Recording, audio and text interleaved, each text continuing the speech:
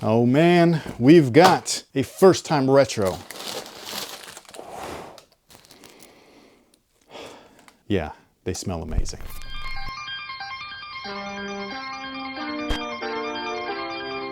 Hey, what's going on everyone? My name is Chris. Welcome back to the official WearTesters.com YouTube channel. Today we got a detailed look and review on these bad boys right here. This is the Air Jordan 1 85 in the Metallic Burgundy colorway. This is the first time that this shoe in this colorway has retroed, and I must say they did it right, man. Like, I wouldn't say that they're identical to the originals or anything, but it's so close. Like, this is the way to present a retro. This is amazing. I'm gonna get this part out of the way real quick. They do come with extra laces that are burgundy. They come equipped with the white pair already in there, and then they also have the card right here that is just, I mean, this is just a thing of beauty. When you open this bad boy up, it tells you everything that you need to know about the Air Jordan 1, from the cushion setup to the panel placement to what those panels mean and what their intended purpose was for. It's like an instruction manual, but for stuff that you love, not something that you gotta like put together. Now, I showed these in a podcast, one of our podcasts. If you haven't been watching it, go check it out. But anyways, this brand right here, or it's not a brand, it's a, well, I mean, they're fakes. They're not from the brand, so they gotta be fake, right? But what they've done is actually like rebuilt the entire shoe from top to bottom. They give you like a, they try to make it all fancy and stuff, which I think is cool. But what they do is the 85. So like when you just look at the toe boxes alone, like the shapes, can you see? What do you see? I see that the white ones are a little more narrow. That's all I needed. But yeah, so what they've done is they've just kind of like rebuilt the shoe. This is like their V2 version or whatever. The toes are just a little bit better. So yeah, I think that the brand is, like talking about Jordan brand, is so fucking close to this. It's just interesting to see somebody take the initiative like this and just really do it up. They even say like custom by DB in there and stuff like that. So they're not trying to like push off that these are like authentic products or anything like that. What they're trying to do is really do this, but do it better. Anyways, as far as this particular shoe goes, this particular colorway is part of the Metallic series or the Metallic pack. I can't remember if it was released in 85 or if it was all the way in 86, but either way, it was in that time frame. And there was a whole slew of metallic versions of the shoe. I believe that they were originally intended to be like team options. So like a Dunk or a Blazer or whatever, you know how there's the white based version and then there would be a different colored swoosh on all of them. There was the green one, the blue one, the red one, the gray one, the black one, and all that stuff. And they were all for just different team schools, whatever would match your school, you'd run with that. That's what this was originally intended for, I believe, back in the 80s, as far as Jordan product goes. All of these guys are built on top of the greatest traction of all time. Sitting on top of that, it's a rubber cup sole, the 85 version to be exact. So this is not the same cup sole that you'll see on all the regular Air Jordan 1s, from the OG highs all the way down to the regular lows, mids, and all that stuff. Now, inside of that cup sole is a polyurethane wedge, and inside of that polyurethane wedge is an encapsulated air sole unit. On top of all of that is a board last. Board last, for those of you guys that don't know, is OG torsion support back in the 80s, back before there were shank plates, bars, carbon, all that stuff. They used cardboard and it worked, surprisingly. I don't know how, but it did. Now, on top of all of that is one of the most glorious polyurethane insoles of all time. It's so good. It makes these things mad comfortable. In case you didn't know, those same insoles are inside of the Air Ships, which are super slept on. We actually have one of our recent videos on the diffused blue pair. And yeah, they're amazing, man. Like, if you can't get a pair of these, but you want to experience the feel of them, go with an Airship. Almost the same. Now, as far as the upper goes, obviously it's just all white leather, so nothing to really poke and point at as far as like which material's better. I will say that if you're going to compare these to something similar like this leather is slightly softer, and it's not really the leather itself, it's actually the polyurethane coat on top. So a lot of people, I think it was with this one, they were starting to complain that the materials are real stiff and they don't flex well and stuff like that, which is understandable. But the point of this product right here versus something like the OG High is that this is supposed to be built like what we used to get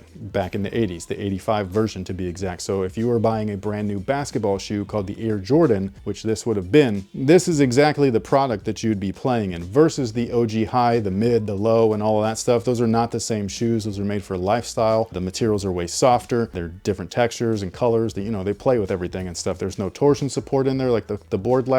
So yeah, what I will say though is that the polyurethane coat on this one is just a little stiffer. So this one's just a little bit softer than that. Are they as soft as the black and white ones? No. So that's kind of a bummer. I think that that's just this treatment. Like, to get this white on here, I think you just need a little bit more coats than you would with the black of the polyurethane. it's a spray, you know, maybe you don't, I don't know. Now, one area of the shoe that does not feature leather is actually the metallic section. So the swoosh and the collar are synthetic materials. They do have that metallic coating on there. It's not pre-vintaged or cracked or anything like that. I think it looks amazing. Like, this just looks great. Will this crack like the original stuff did? I don't know, time will tell. One thing that they definitely changed though is the internal lining, especially when you're comparing it to one of these guys right here, where this one looks kind of like a, what would you call that? Like a mesh?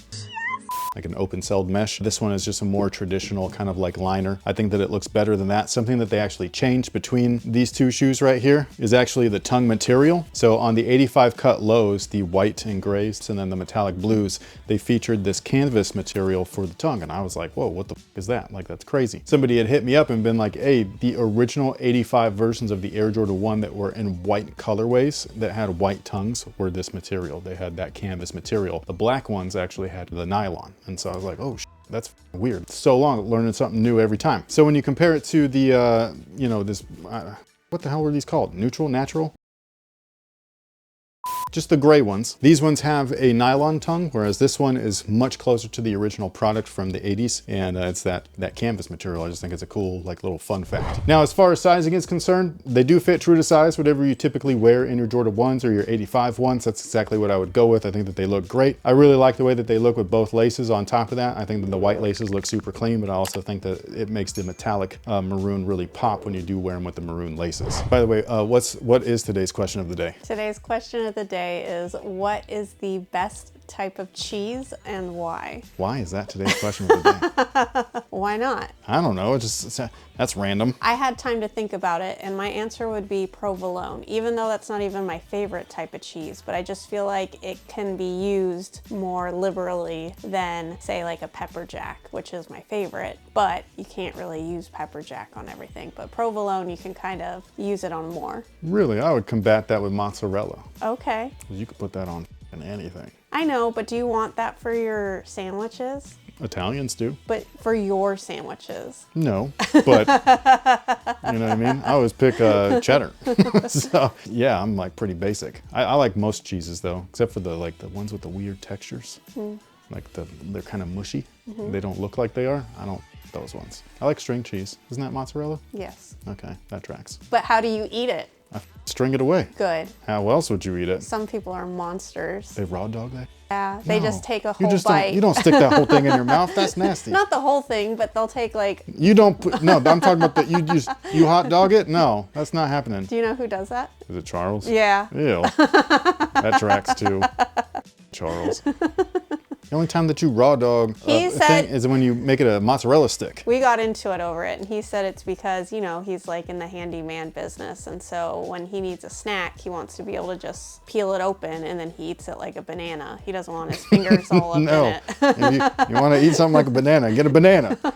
You want to have string cheese, you string. But thank you guys so much for watching. Thanks for all the support. Let us know what you think about these down below in the comment section. Are you going after a pair? Are you skipping on them? You're like, nah, tired of Jordan 1s. I'm going for the book ones instead. Nobody says that. But thank you guys so much for being here. We will see you guys on the next one. So until then, have a good one.